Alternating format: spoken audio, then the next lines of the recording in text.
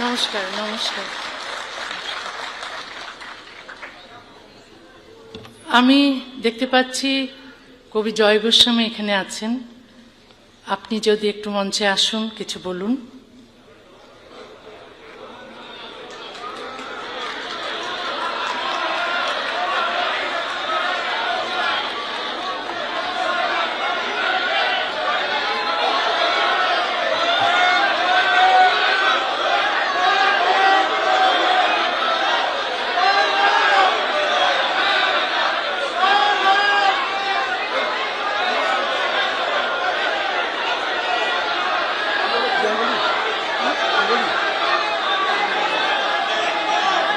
আপনারা একটু শান্ত হন প্লিজ, আপনারা একটু শান্ত হন। দেখুন, আরে আমরা তো জারের শাসনে নেই। এই যে বললাম ভরসা ইন হয়েছে, আমরা তো জারের শাসনে নেই। বিরুদ্ধ মত আমাদের শুনতে হবে। আর দিদি যেখানে বলেছেন, দাঁড়ান, দিদি যেখানে বলেছেন কোনো কথা হবে না, কোনো কথা হবে না। বসুন আপনারা, দিদি যখন বলেছেন কোনো কথা হবে না, প্লিজ।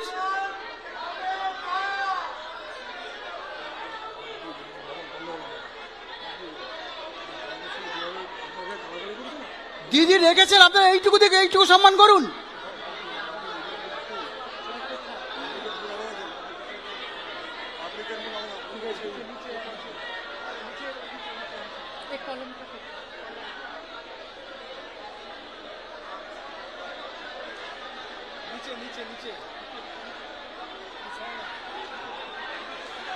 কোথায়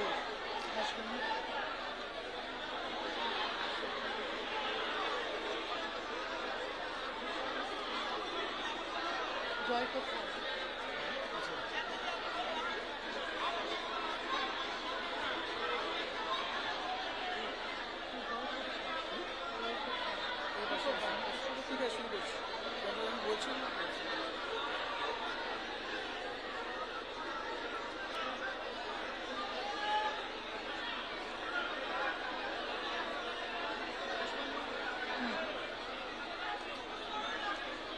হ্যাঁ, নমস্কার নমস্কার নমস্কার। আপনারা শান্ত হন।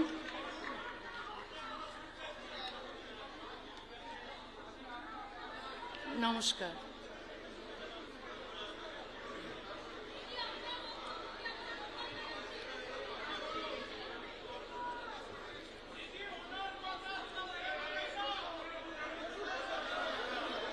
আমি কি কথা বলবো? তাহলে আপনারা একটু শান্ত হন, কথা বলবেন না। আজ আমি কলকাতায় ফিরে এসেছি। এই একটি বাক্য উচ্চারণ করতে আমার প্রায় 19 বছর লেগেছে। নির্বাসিত মানুষের ক্যালেন্ডারে বছর শুধু সময় নয়, প্রতিটি বছর একটি বন্ধ দরজা, প্রতিটি মাস অপেক্ষা, প্রতিটি দিন নিজের ঠিকানা হারানোর দুঃখ। আজ সেই দীর্ঘ অপেক্ষার পর কলকাতার মাটিতে দাঁড়িয়ে মনে হচ্ছে আমি শুধু একটি শহরে ফিরে আসিনি, আমার হারিয়ে যাওয়া জীবনের একটি অধ্যায়ের কাছে ফিরে এসেছি। আজ আপনারা আমাকে যে ভালোবাসা ও সম্মান দিয়েছেন তার জন্য আমি গভীরভাবে কৃতজ্ঞ। আমাকে কলকাতায় আমন্ত্রণ জানিয়েছেন সেকুলার মিশনের চেয়ারম্যান ওসমান গনি মল্লিক। প্রায় অসম্ভব বলে মনে হয় আমার ফেরার বন্ধ দরজায় তিনি প্রথম সাহস করে কড়া নেড়েছিলেন। তাকে আমার আন্তরিক কৃতজ্ঞতা। আমার মঞ্চে আসেন আমার দীর্ঘদিনের শুভাকাঙ্ক্ষী তথাগত রায়, শাশ্বতী ঘোষ, মোহিত রায় এবং আজকের অনুষ্ঠানের সঙ্গে যুক্ত সবাইকে আমি আন্তরিক কৃতজ্ঞতা জানাই। অবশ্যই মাননীয় মুখ্যমন্ত্রী প্রচণ্ড ব্যস্ত থাকা সত্ত্বেও আমাকে সম্বর্ধনা দিয়েছেন। তার এই উদারতার জন্য আমি কৃতজ্ঞ, এবং এ আসলে আমার জন্য অপ্রত্যাশিত ছিল। আমি বিস্মিত, মুগ্ধ, অভিভূত। আজ এই আনন্দের দিনে বাংলার দুই মনীষী শিবনারায়ণ রায় এবং অম্লান দত্তকে স্মরণ করছি। তারা আমাকে খুব স্নেহ করতেন, আমাকে পশ্চিমবঙ্গ ছাড়তে হয়েছিল বলে খুব ব্যথিত হয়েছিলেন। আজকের এই প্রত্যাবর্তন দেখলে নিশ্চয়ই খুব আনন্দিত হতেন। একজন লেখককে নিজের ভাষার শহরে আসতে পুলিশের পাহারার প্রয়োজন হওয়াটাই আমাদের সময়ের এক বেদনাদায়ক সত্য। লেখকের জীবন রক্ষা করা শুধু একজন মানুষকে রক্ষা করা নয়, তার কথা বলার অধিকার, ভিন্ন মত প্রকাশের অধিকার এবং কলমের স্বাধীনতাকেও রক্ষা করা। আমি এমন একটা দিনের স্বপ্ন দেখি যেদিন কোনো লেখককে তার লেখার জন্য পুলিশের পাহারায় চলতে হবে না, কোনো মুক্ত চিন্তককে সত্য উচ্চারণের অপরাধে দেশ ত্যাগ করতে হবে না। আমার নিরাপত্তার দায়িত্ব নেওয়ার জন্য মাননীয় মুখ্যমন্ত্রী ও পশ্চিমবঙ্গ সরকারের প্রতি আমি আন্তরিকভাবে আবারও কৃতজ্ঞ। কৃতজ্ঞতা আনুগত্যের চুক্তি নয়, কৃতজ্ঞতার বিনিময়ে আমি আমার স্বাধীন চিন্তাকে বন্ধক দিই না, আবার মতভিন্নতাও আমাকে অকৃতজ্ঞ করে না। কোনো ভালো কাজের স্বীকৃতি দিতে দলীয় আনুগত্যের প্রয়োজন নেই, দ্বিমত প্রকাশ করতেও বিদ্বেষের প্রয়োজন নেই। আমি কোনো রাজনৈতিক দলের হয়ে এখানে কথা বলতে আসিনি, কোনো দলকে পরাজিত করতেও আসিনি। আমি এসেছি নারীর সমান অধিকার, মানবাধিকার, ধর্মনিরপেক্ষতা, যুক্তিবাদ, মুক্ত চিন্তা এবং বাক স্বাধীনতার পক্ষে কথা বলতে। আজকের দিনটি সাক্ষ্য দিচ্ছে ভয় চিরস্থায়ী নয়, নিষেধাজ্ঞা চিরস্থায়ী নয়, বন্ধ দরজাও চিরকাল বন্ধ থাকে না। আজ 1 অগাস্ট। অগাস্ট আমার জন্মের মাস, অগাস্ট আমার নির্বাসনের মাস, আজ থেকে অগাস্ট আমার প্রত্যাবর্তনের মাসও। 1994 সালের 8ই অগাস্ট আমাকে বাংলাদেশ ছাড়তে বাধ্য করেছিল তখনকার সরকার। রাতের অন্ধকারে আমার স্বদেশের দরজা আমার জন্য বন্ধ করে দেওয়া হয়েছিল। তারপর একের পর এক সরকার এসেছে, কিন্তু সেই দরজা আর খোলেনি। আর মাত্র 7 দিন পর আমার নির্বাসনের 32 বছর পূর্ণ হবে। স্বদেশের বাইরে কাটানো সময় এরই মধ্যে স্বদেশে কাটানো সময়কে অতিক্রম করেছে। রাষ্ট্র আমাকে দেশ থেকে সরিয়ে দিয়েছে, কিন্তু আমার ভেতর থেকে দেশকে সরাতে পারেনি। বাংলা ভাষাই আমার বহনযোগ্য স্বদেশ, যে স্বদেশ আমি সঙ্গে করে পৃথিবীর এক প্রান্ত থেকে আরেক প্রান্তে নিয়ে বেরিয়েছি। এক বাংলায় আমার জন্ম, আরেক বাংলায় হারিয়ে যাওয়া ঘর খুঁজে পেয়েছিলাম। শেষ পর্যন্ত একজন বাঙালি লেখকের জন্য 2 বাংলার কোথাও একটি ছোট ঘরও রইল না। ইউরোপ আমাকে নাগরিকত্ব, নিরাপত্তা এবং আশ্রয় দিয়েছে, আমি তার জন্য কৃতজ্ঞ। কিন্তু নাগরিকত্ব আর আপনত্ব এক জিনিস নয়।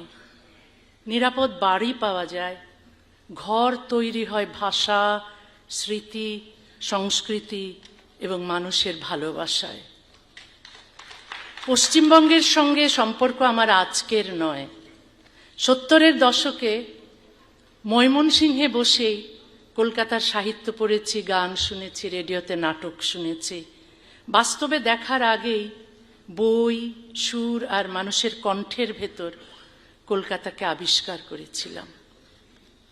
1978 সালে কিশোর বয়সী সেজুতি নামে একটি কবিতা পত্রিকা সম্পাদনা শুরু করি। পশ্চিমবঙ্গ থেকে ডাকযোগে কবিতা আসতো, কাঁটাতারের ওপার থেকে খামের ভেতর উড়ে আসতো শব্দ। আমি সেই কবিতা ছাপাতাম। পশ্চিমবঙ্গের লিটল ম্যাগাজিনেও লিখতাম, রাজনীতি যখন বাংলাকে ভাগ করেছিল, কবিতা তখন দুই বাংলার মধ্যে সেতু তৈরি করেছিল। 80-র দশকের শেষ দিকে কলকাতায় আসা শুরু করলাম। 90-এর দশক থেকে এখানে আমার বই প্রকাশিত হয়। বাংলাকে কোনোদিন এপার ওপার বলে অনুভব করিনি। কাঁটা তার ভূখণ্ডকে ভাগ করতে পারে, ভাষাকে ভাগ করতে পারে না। নির্বাসনের পথে দেশ খুঁজতে খুঁজতে 1 দশক পর কলকাতায় একটি ঘর পেয়েছিলাম। এখানেই আমি সুখে ও স্বস্তিতে ছিলাম, সৃষ্টিশীল ছিলাম। আমার বই দ্বিখণ্ডিত নিষিদ্ধ হয়েছিল। কলকাতা হাইকোর্ট সেই নিষেধাজ্ঞা খারিজ করে দেন। তবু 2007 সালের 22শে নভেম্বর পশ্চিমবঙ্গ সরকার আমাকে কলকাতা ছাড়তে বাধ্য করেছিল। আমি কোনো অপরাধ করিনি, কোনো আদালত আমাকে নির্বাসনের সাজা দেয়নি। তবু মৌলবাদীদের হুমকির মূল্য দিতে হলো আমাকে। আমার ঘর, শহর, পাঠক এবং স্বাভাবিক জীবন হারিয়ে। আমি তো আমার দেশেও কোনো অপরাধ করিনি। তারপরও আমার দেশ বাংলাদেশ আমাকে শাস্তি দিয়েছিল। 32 বছর আগে আমাকে নির্বাসন দিয়েছিল। 32 কি দোষ আমার ছিল? আমি কি কাউকে হত্যা করেছিলাম? কারো ঘর পুড়িয়েছিলাম? আমি ডাক্তারি করেছি, আর আমার গল্প, কবিতা, প্রবন্ধে কিছু সহজ কথা লিখেছি। লিখেছি নারী ও পুরুষের সমান অধিকারের কথা, লিখেছি ধর্ম, বর্ণ, জাত বা লিঙ্গ পরিচয় নির্বিশেষে সবার সমান মানবাধিকারের কথা। বলেছি কোনো বিধান, তার উৎস ধর্ম, সমাজ, পরিবার বা রাষ্ট্র যাই হোক, মানুষের স্বাধীনতা, সমতা ও মর্যাদা কেড়ে নিলে সেই বিধান বদলাতে হবে। এই কথাগুলোই অপরাধ বলা হলো, এই কথাগুলোকেই অপরাধ বলা হলো। সারা দেশে আমাকে হত্যার জন্য মিছিল বের হলো, আমার বিরুদ্ধে ফতোয়া জারি হলো, মাথার মূল্য ঘোষণা হলো। রাষ্ট্র আমার নিরাপত্তা নিশ্চিত করার বদলে আমার বিরুদ্ধে গ্রেফতারি পরোয়ানা জারি করলো। শেষ পর্যন্ত আমাকে দেশ থেকে বের করে দিল। আমার নির্বাসন নিছক একটি ব্যক্তিগত দুর্ঘটনা নয়, এটি রাষ্ট্রের একটি নৈতিক ব্যর্থতার ইতিহাস। রাষ্ট্র যখন নাগরিকের অধিকার রক্ষার বদলে ধর্মীয় হুমকির কাছে নতি স্বীকার করে, তখন শুধু একজন লেখক নির্বাসিত হন না, আইনের শাসনও নির্বাসিত হয়, ন্যায় বিচারও নির্বাসিত হয়, রাষ্ট্রের নৈতিক সাহসও নির্বাসিত হয়। আমাকে সরিয়ে দিয়ে রাষ্ট্র শান্তি প্রতিষ্ঠা করেনি। একজন নিরস্ত্র লেখকের অধিকার বিসর্জন দিয়ে সাময়িক নীরবতা কিনেছিল। একজন লেখককে সরিয়ে দিলে হয়তো একদিনের জন্য রাস্তা শান্ত হয়, কিন্তু রাষ্ট্র দুর্বল হয়, হুমকিদাতা শক্তিশালী হয়। সে শিখে যায় আরো জোরে হুমকি দিলেই রাষ্ট্র নত হবে। ভয়ের কাছে আপোষ শান্তি আনে না, পরবর্তী হুমকির ভিত্তি তৈরি করে। একটি সভ্য সমাজে একটি যুক্তির উত্তর আরেকটি যুক্তি, একটি বইয়ের উত্তর আরেকটি বই। কোনো মত অপছন্দ হলে প্রতিবাদ করুন, খণ্ডন করুন, পাল্টা লিখুন, কিন্তু লেখককে হত্যা করতে যাবেন না, কারাগারে নিক্ষেপ করবেন না, তার দেশ, ভাষা, পাঠক ও ঘর থেকে তাকে নির্বাসিত করবেন না। যে স্বাধীনতা শুধু নিজের পছন্দের কথার জন্য, তার নাম বাক স্বাধীনতা নয়। একটি সমাজের সভ্যতা বোঝা যায় তার অপ্রিয় ও অজনপ্রিয় মত কতটা নিরাপদ তা দিয়ে। মতভিন্নতা সভ্যতার স্বাভাবিক বৈশিষ্ট্য। মতের উত্তরে হত্যার হুমকি সভ্যতার পরাজয়। আমি কোনো মানুষের বিরুদ্ধে লড়াই করি না, আমি লড়াই করি অশুভ মতাদর্শের বিরুদ্ধে। সেই সব মতাদর্শের বিরুদ্ধে যেগুলো নারীকে পুরুষের অধীন করে, শিশুকে যুক্তির বদলে অন্ধ আনুগত্য শেখায়, ধর্মত্যাগ বা ঈশ্বরে অবিশ্বাসকে অপরাধ বলে এবং ভিন্ন ধর্ম ও ভিন্ন মতের মানুষকে ঘৃণা করতে বা হত্যা করতে শেখায়। আমি সব ধর্মীয় মৌলবাদের বিরোধী। ইসলামী মৌলবাদের বিরুদ্ধে আমি বেশি সরব, কারণ শৈশব থেকেই একে খুব কাছ থেকে দেখেছি। ইসলামী আইনে নারীর বিরুদ্ধে বৈষম্য দেখেছি, অমুসলিম, নাস্তিক ও মুক্ত চিন্তকদের ওপর নিপীড়ন দেখেছি, মানুষের ব্যক্তিগত জীবন, চিন্তা ও স্বাধীনতা নিয়ন্ত্রণ করতে দেখেছি, সারা বিশ্বজুড়ে জিহাদি উগ্রপন্থীদের সন্ত্রাস ও হত্যাকাণ্ড দেখেছি। তাই এর নাম স্পষ্ট করে বলি। আমি সব ধর্মের মৌলবাদকে এক কাতারে রাখি না।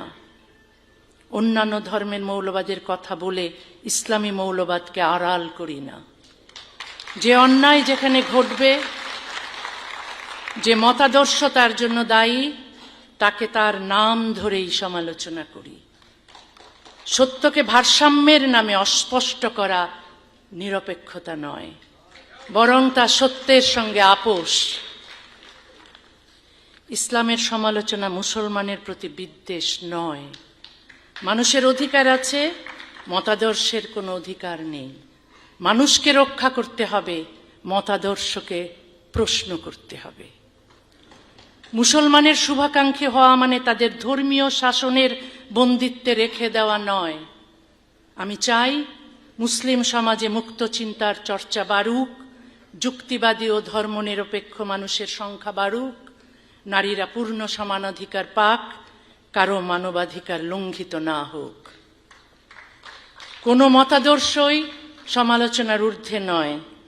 ইসলামের সমালোচনা করা বা ইসলাম সম্পর্কে সত্য কথা বলা মুসলমানের প্রতি বিদ্বেষ নয়, বরং মুসলিম সমাজের সংস্কার, বিবর্তন ও মানুষের মুক্তির জন্য এই সমালোচনা অত্যন্ত জরুরি। আজ বিশ্বের অধিকাংশ গণতান্ত্রিক সমাজে খ্রিস্ট ধর্ম, হিন্দু ধর্ম, ইহুদি ধর্ম, বৌদ্ধ ধর্ম, কোনো ধর্মই নীতিগতভাবে সমালোচনার ঊর্ধ্বে নয়। ধর্ম ও ধর্মীয় প্রতিষ্ঠানের সমালোচনা করেই এসব সমাজ বহু পুরনো বৈষম্য ও কুসংস্কার থেকে বেরিয়ে এসেছে। খ্রিস্টান বিশ্বে ইনকুইজিশন ছিল। ঈশ্বরের অস্তিত্বে সন্দেহ করলেই এককালে মানুষকে মেরে ফেলা হতো। স্প্যানিশ ইনকুইজিশন এখন ইতিহাসের একটি অন্ধকার অধ্যায়। কিন্তু মুসলিম বিশ্বের বহু দেশে ইসলামী ইনকুইজিশন চলছে। ধর্মীয় অনুভূতিতে আঘাত লাগার আইন, ফতোয়া, কারাবাস, গণপিটুনি, হত্যার হুমকি এবং নির্বাসন সব কিছুর উদ্দেশ্য এক: সংস্কারক বা সমালোচকের মুখ বন্ধ করো। এই কারণেই মুসলিম সমাজের মুক্ত চিন্তকদের কেউ খুন হয়েছেন, কেউ কারাগারে, কেউ নির্বাসনে। আমরা যারা জীবনের ঝুঁকি নিয়ে ভিন্ন মত প্রকাশ করছি, আমরা চাই মুসলিম সমাজও অন্ধ আনুগত্যের শৃঙ্খল ভেঙে যুক্তি, সমতা, মানবাধিকার ও আধুনিকতার পথে এগিয়ে যাক। আমরা সমালোচনা করি ধ্বংস করার জন্য নয়, করি পরিবর্তনের জন্য। যে বিধান নারীকে পুরুষের যৌনদাসী হিসেবে গণ্য করে, অমুসলিমকে ঘৃণা করে, ইসলামের সংস্কারক বা সমালোচককে হত্যা করে, সেই বিধানকে প্রশ্ন করতেই হবে।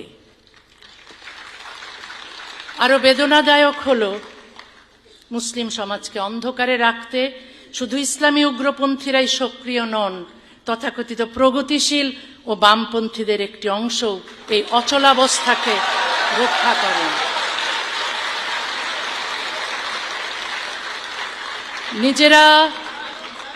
নিজেরা বাক স্বাধীনতা ও নারী পুরুষের সমানাধিকার ভোগ করেও ইসলামের সমালোচক ও সংস্কারকদের তারা মুসলমান বিদ্বেষী আখ্যা দেন।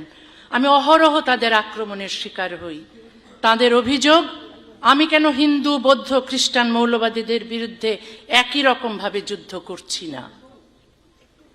তারা কি একই যুক্তিতে রাজা রামমোহন রায়কেও এই বলে বাতিল করেন যে তিনি সতীদাহের বিরুদ্ধে লড়েছেন, কিন্তু পৃথিবীর সব ধর্মের সব কুসংস্কারের বিরুদ্ধে একই সঙ্গে লড়েননি?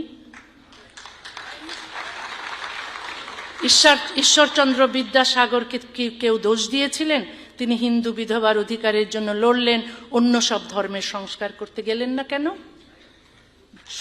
সমাজ সংস্কারক তার সবচেয়ে পরিচিত সমাজের অন্যায় থেকেই লড়াই শুরু করেন। আমার ক্ষেত্রে সেই নিয়মের ব্যতিক্রম হবে কেন? ইসলামী জিহাদি জঙ্গিরা সমালোচকের মুখ বন্ধ করতে ব্যবহার করে হুমকি ও হত্যা। মৌলবাদের কাছে নত রাষ্ট্র ব্যবহার করে আইন, কারাগার ও নির্বাসন। আর তথাকথিত প্রগতিশীলরা, তথাকথিত সেকুলার উদার বামপন্থীরা ব্যবহার করেন অপবাদ, উদ্দেশ্যনীয় সন্দেহ এবং সামাজিক বর্জন। ব্যতিক্রম হবে কেন? ইসলামী জিহাদি জঙ্গিরা সমালোচকের মুখ বন্ধ করতে ব্যবহার করে হুমকি ও হত্যা। মৌলবাদের কাছে নত রাষ্ট্র ব্যবহার করে আইন, কারাগার ও নির্বাসন। আর তথাকথিত প্রগতিশীলরা, তথাকথিত সেকুলার উদার বামপন্থীরা ব্যবহার করেন অপবাদ, উদ্দেশ্যনীয় সন্দেহ এবং সামাজিক বর্জন।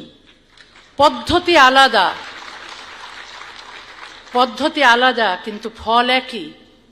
ইসলামের সমালোচনা বন্ধ হয়, মুসলিম নারীর বঞ্চনা অক্ষত থাকে, মুসলিম সমাজের বিবর্তন থেমে থাকে। যারা নিজেদের জন্য আধুনিকতা চান কিন্তু মুসলিম সমাজের জন্য চান মধ্যযুগীয় বিধান, তারা মুসলমানের সবচেয়ে বড় শত্রু। যারা নিজেদের মেয়ের স্বাধীনতাকে অধিকার বলেন কিন্তু মুসলিম মেয়ের পরাধীনতাকে সংস্কৃতি বলেন, তারা মোটেও প্রগতিশীল নন।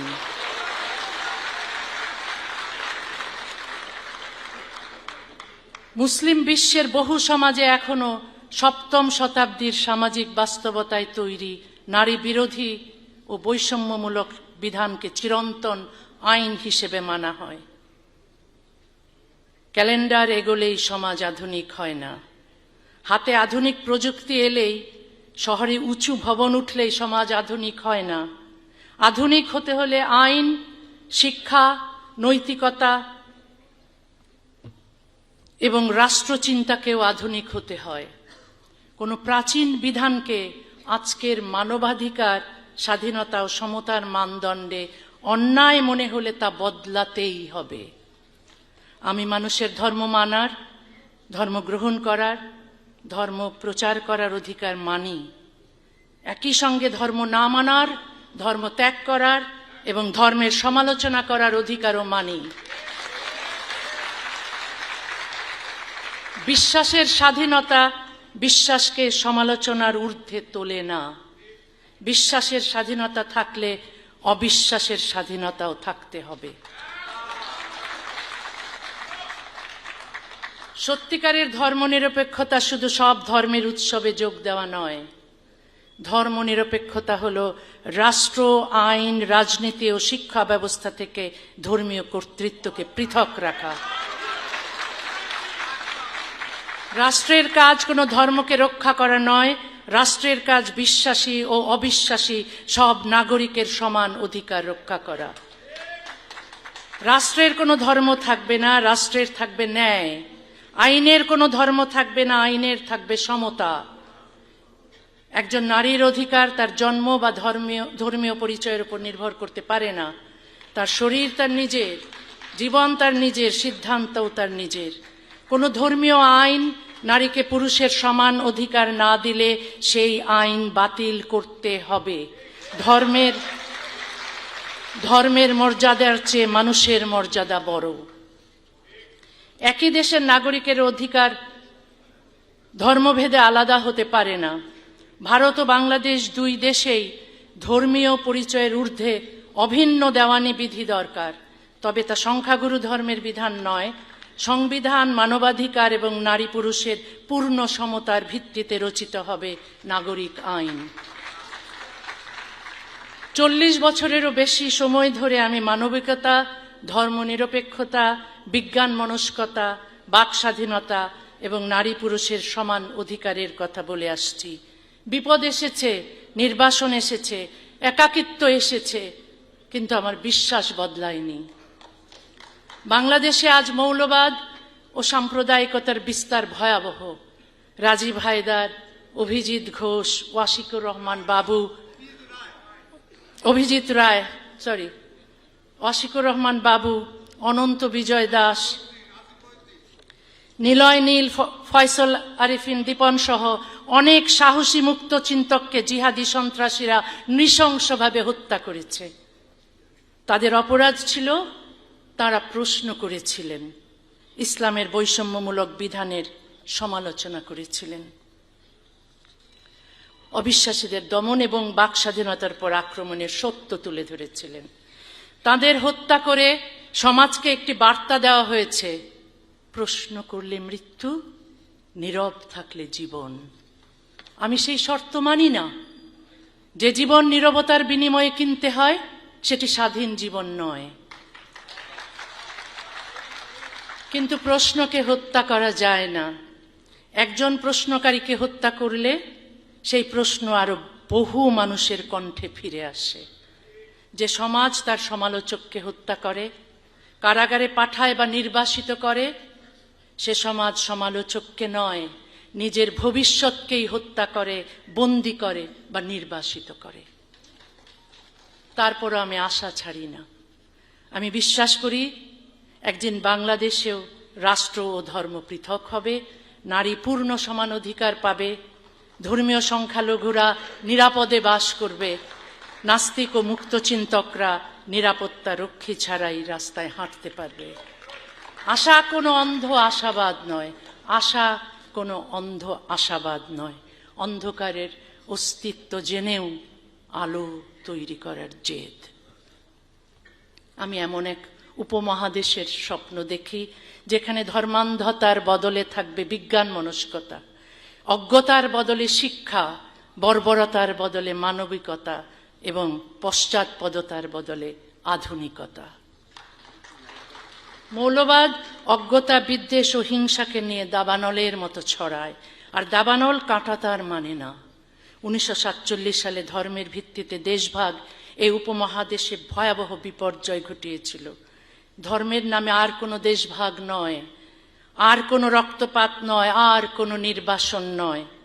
শান্তি প্রতিষ্ঠিত হোক সততা, সমতা, সহিষ্ণুতা, মানবিকতা, উদারতা এবং পারস্পরিক শ্রদ্ধার ভিত্তিতে। এই স্বপ্ন নিয়ে আজ আমি আবার কলকাতার সামনে দাঁড়িয়েছি। কলকাতা, এত বছর আমি তোমাকে প্রশ্ন করেছি, আমি তোমার কি ক্ষতি করেছিলাম, কেন আমাকে চলে যেতে হয়েছিল?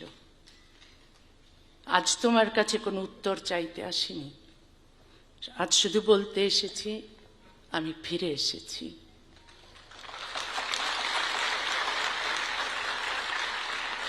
আমার চোখে জল আছে, মনে অভিমান আছে, কিন্তু 2 হাত ভরা ভালোবাসাও আছে। কারণ যে শহর আমাকে কাঁদিয়েছে সেই শহরই আমাকে স্বপ্ন দেখিয়েছে। যে শহর থেকে আমাকে চলে যেতে হয়েছে সেই শহরেই ফিরে আসার স্বপ্ন আমি এত বছর দেখেছি। আমি জানি চলে যাওয়া আর ফিরে আসার মাঝখানের 19 বছর কেউ আমাকে ফিরিয়ে দিতে পারবে না। কিন্তু আজকের এই দরজা খোলা প্রমাণ করে অন্যায় দীর্ঘস্থায়ী হতে পারে, চিরস্থায়ী নয়।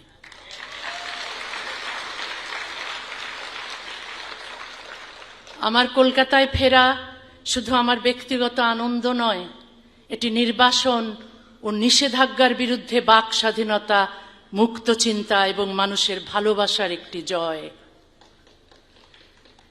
নির্বাসন আমার ঠিকানা কেড়ে নিয়েছে, কিন্তু আমার ভাষা কেড়ে নিতে পারেনি। আমার ঘর কেড়ে নিয়েছে, কিন্তু ঘরে ফেরার আকাঙ্ক্ষা কেড়ে নিতে পারেনি।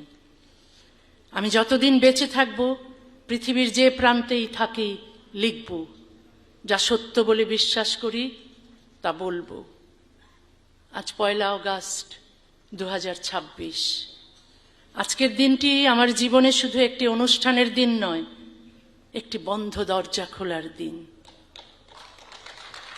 ইতিহাস যেমন মনে রাখে কারা দরজা বন্ধ করেছিল, ইতিহাস তেমনি মনে রাখে কারা দরজা খুলেছিল।